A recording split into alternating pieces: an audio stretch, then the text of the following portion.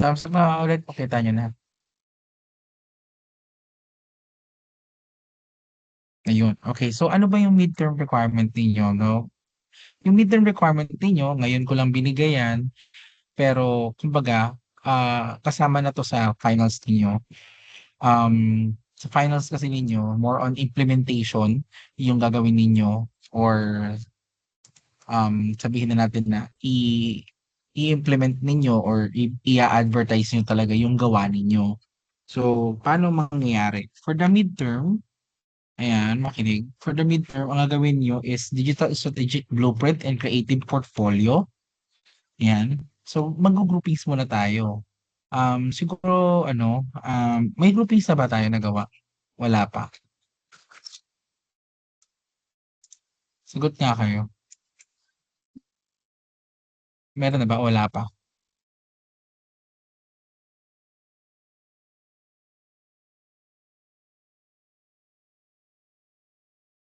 Wala.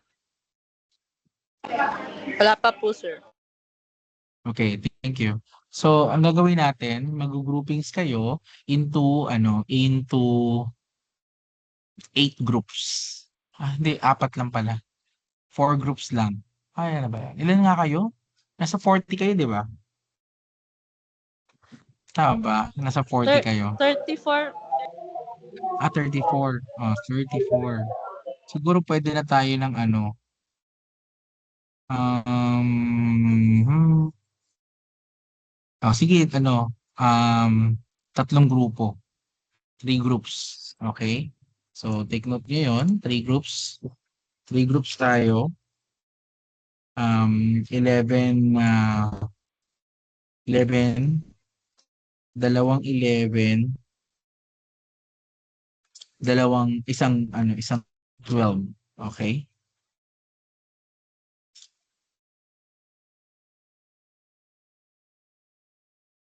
One group naman, 12 members. Tama ba? Hindi. Tama. 12 si Tate. Okay? Yan.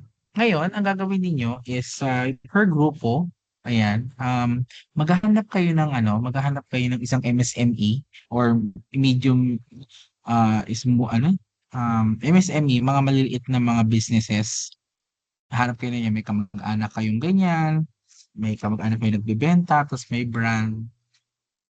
O kaya, may kakilala kayo na may brand, puwedeng yun na yung gamitin natin.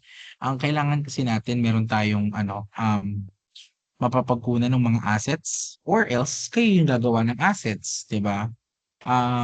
Puwede namang gano'n, kayo yung gagawa ng asset. Halimbawa, isang, ah, tindahan ng manok 'no, tindahan ng pagkain na yung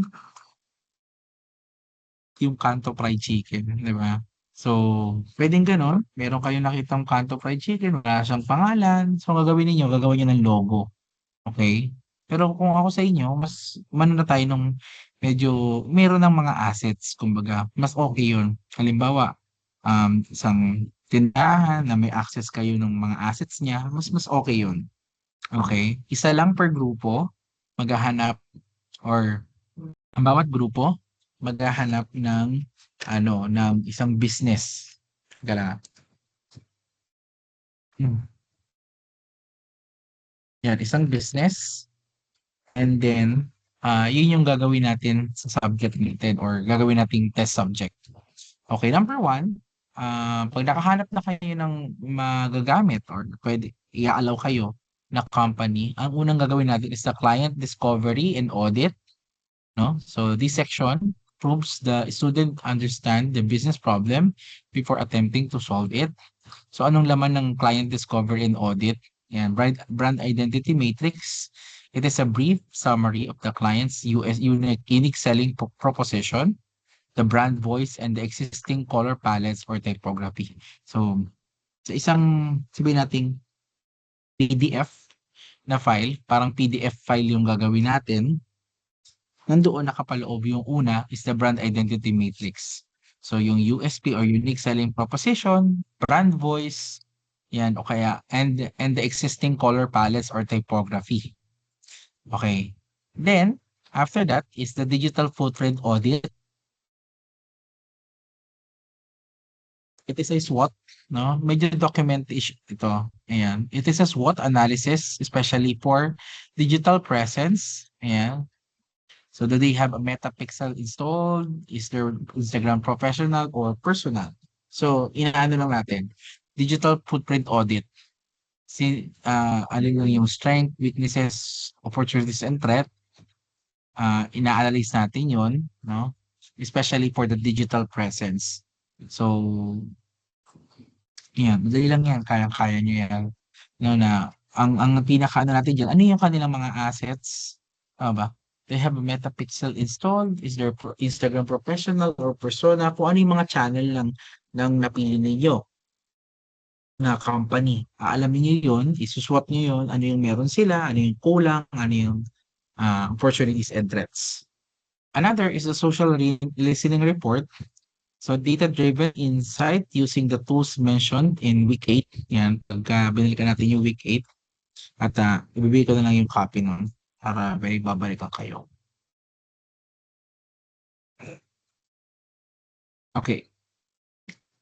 Yan. Sa social listening, yan, search intent, isa nyo nga hanapin, analysis from the answer the public showing what questions people ask about the client's industry. Ano yung question na tinatanong ng mga tao tungkol doon sa napili yung brand. And then we also do the sentiment analysis. This is the summary of how people feel about the brand or category. Usually, itong mga analysis na ito, yung search intent and sentiment analysis, pagka nagkaroon kayo ng access ng answer the public, meron yan, nakukuha yan doon. No? So, pwede namang ano nyo na lang, i-social listening ninyo gamit Gemini. Ayun. Pwede rin yan, ubra din yan. Kasi ang kailangan, sa first part, yung client discovery and audit, dapat kasama itong tatlong ito. No? The brand identity matrix, digital footprint audit, social listening report. Okay? And then, after that page, gawa naman kayo ng another page, doon naman nakalagay yung competitor benchmarking. So dito, the students must use Meta Ad Library to spy on the competition. Yan. Anong output ng kaya kalabasan nito? A table comparing 2 to 3 direct competitors. No? So, gagawa ka ng table, ito yung brand mo, tapos titingnan mo or maglalagay ka ng mga pangalan na competitor ng brand na yun. Okay? So, next is, ad breakdown. Siguro, lang to, short lang na screenshot of active competitors ads with notes in there. What is the first line of text? Siguro mga tatlo lang ito. Ayan. What is the first line of text? What are the discounting or providing value? Are they using high-end production or UGC style? So, ano to, document itong ginagawa ninyo. Document, mga text, mga paragraphs yung gagawin ninyo. And then itong I'll breakdown naman, meron na kayo isang screenshot. Tapos sa gilid, may statements na kung ano yung hook, ano yung offer, as well as the visual style. Nakasunod ba kayo? Kaya nyo yan. Hindi pa naman ngayon ang deadline. Oh. Sir, I have a question po. Since strictly MSME lang po yung pipiliin namin na business, type of business, yung itong competitor benchmarking, strictly sa Meta Ad Library lang. So, hindi naman po kasi lahat ng MSME is running ng paid ads, 'di ba? Oo, Sa tama. Meta Ad So, Library anong lang kami gagawin? So, Opo. ang gagawin natin, kapag gano'n, pag hindi available sa Meta Ad Library, yung mangyayari, mag-ano na lang tayo, manual na na benchmarking. Ibig sabihin, siguro around within 5 kilometers ng inyong napiling MSME, i-check ninyo or i-spy ninyo kung sino yung mga competitor niya. Ano? Halimbawa, Lechon Manukan nga yung napili ninyo. So, within 5 kilometers, ano yung mga possible na competitor niya, baka meron siyang direct competitor o kaya may parang secondary monitor, yung hindi naman siya talaga katumbas, pero kakumpetensya niya. Halimbawa, yung lechong manok, ang direct competitor ng lechong manok, halimbawa, Andox, Baliwag, ayan. Yan yung ano nila, direct competitor niya. Yung indirect competitor naman niya, di ba, yung Jollibee, chicken din yun, di ba? Hindi nga siya inihaw, pero pa nababawasan yung ano, puwede natin sabihin na pareho ng product yun kasi parehong manok, 'di ba? So yun na lang Opo. ililista natin kapag hindi available yung meta library. Okay po. How about po dun sa ad breakdown? Same same lang din po sila sa kung ano yung malapit na competitor ads? Yes. Siguro Okay ang po. ano natin dito, maglagay na lang tayo ng tatlo na maximum, 'no, or minimum rather, at least tatlo. Tatlo yung competitor niya and then siguro silipin lang natin yung page kung may page, 'di ba? Eh, paano kapag wala, eh, di hanap tayo ng iba na may page. Gano'n yung gawin natin. And then based dun sa page nila, tingin kayo ng isang post, saka yun yung sasagutin niyo sa ad breakdown. So, ano ba yung hook na ginamit, ano yung offer, ano yung visuals na ilagay pa. Okay Gets? po. So, bawal po kaming kumuha sa organic nila, no? Meta ad Ano library ulit? lang.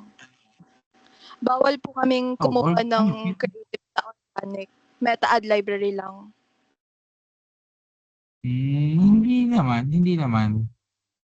Puwede Okay po. naman kahit ano, kumbaga ano ulit yung tanong mo medyo naano ako dun, pero medyo na brain fog ako dun, sorry.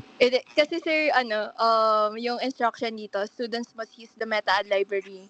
Kasi meta ad library, 'di ba, yung makikita ng mga creative is yung mga running paid ads. So, ibig sabihin po ba strictly lang dun kami titingin or pwede po kaming kumuha or tumingin sa mga organic creatives nila? Mga organic posts Ah, po.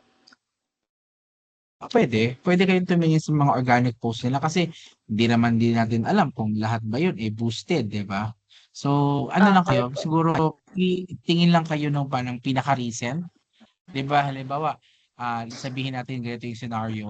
So, yung MSME na napili ninyo, wala siyang ano, anong tawag dito, ang kakumpetensya niya is within the proximity lang 'no, nung 5 kilometer. Ang gawin ninyo yung competitor na yun, silipin niyo yung Facebook niya. Tapos pumili lang nun ng pinaka-recent na ano, na na advertisement. Saka natin dun yun yung gagawin nating subject to distinguish the hook, the offer, and the visual style. Okay po. Got it, sir. Thank you. Yan, thank you 'no. Thank you rin. So, for clarification. So, yun yung gagawin niyo para siyang aktuwal na ayun nga, aktuwal siya kasi existing dapat, eh. Maganda 'to, lagi na namin ginagawa ito.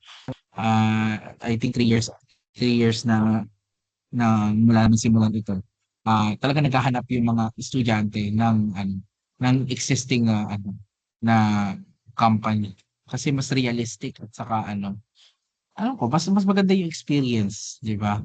Ta's siyempre hihingi yung mga assets kasi nila. So, kailangan alam mo yun, may access ka rin sa mga assets nila, 'di ba? Para hindi ka na magre-create ng logo nila for example, hindi ka na magre-recreate, hingiin mo na lang na, "Puwede mo makahingi po ng kopya for our online na advertisement."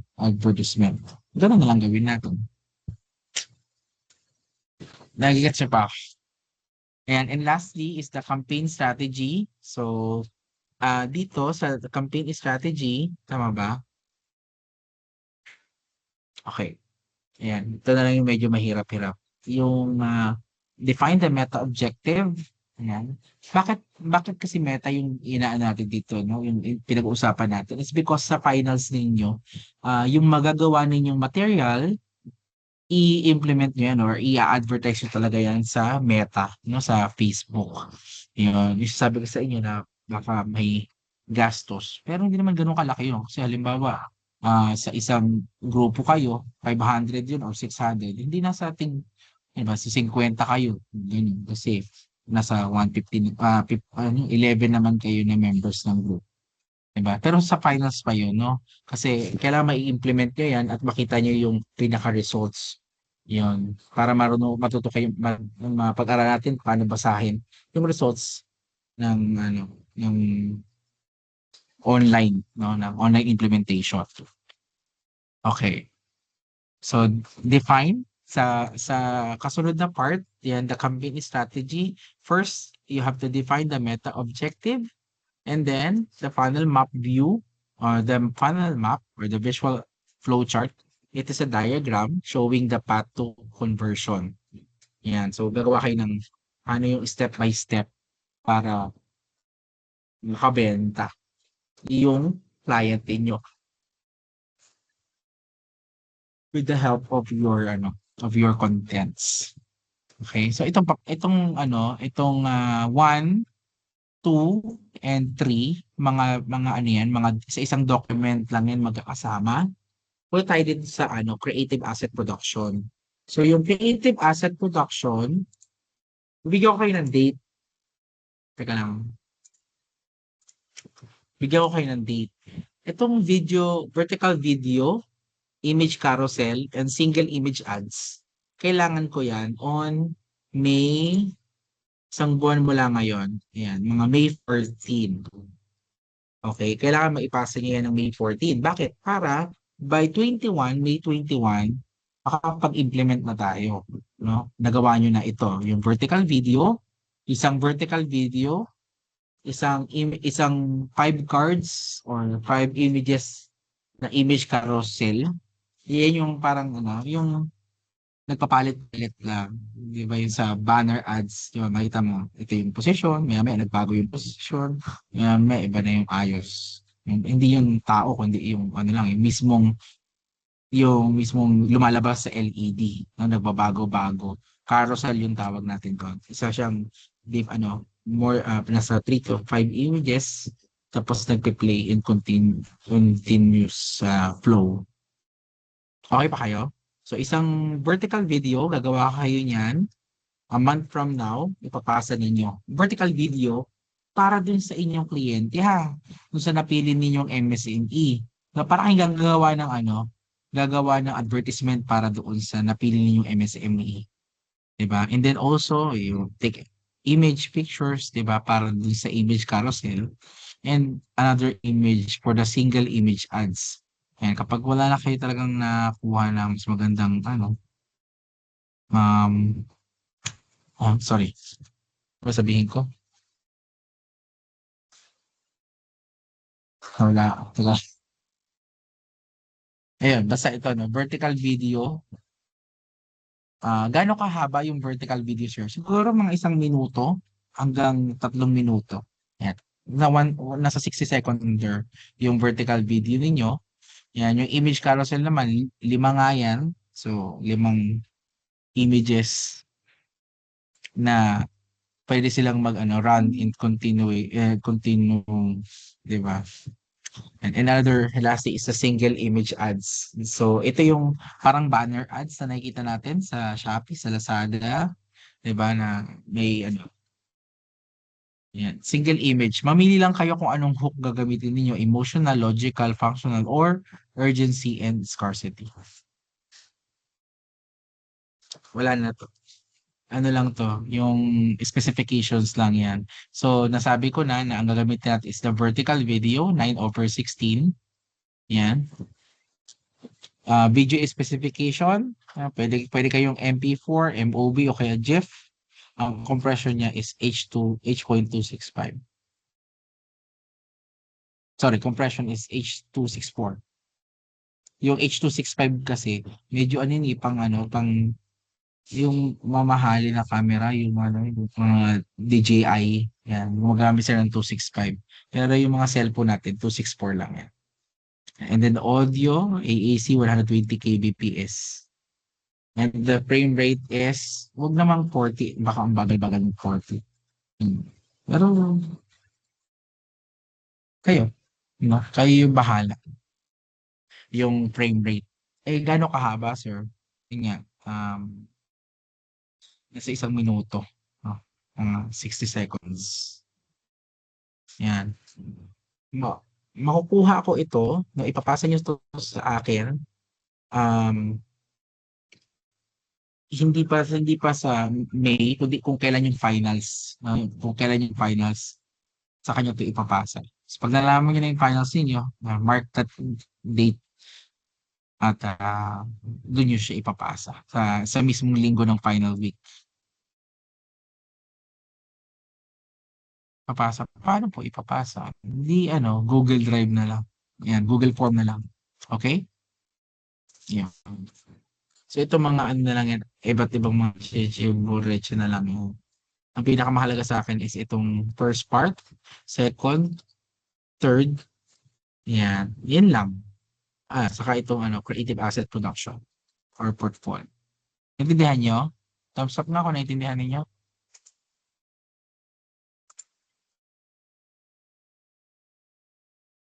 Ay,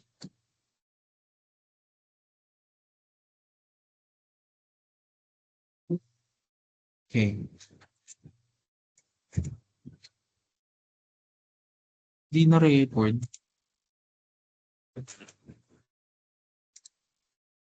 Kaya lang.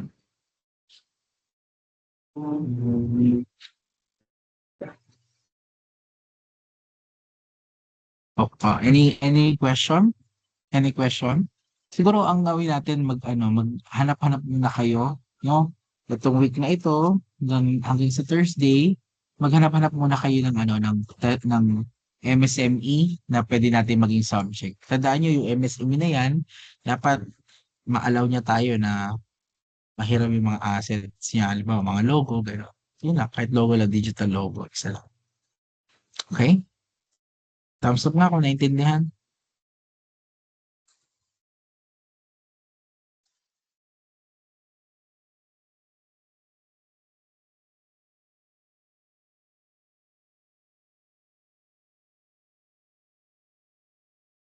Okay. So kung wala na ng tanong, maraming salamat sa inyong oras. So I'll end the meeting here. Wala palang ayun, stop recording pala yun, na-record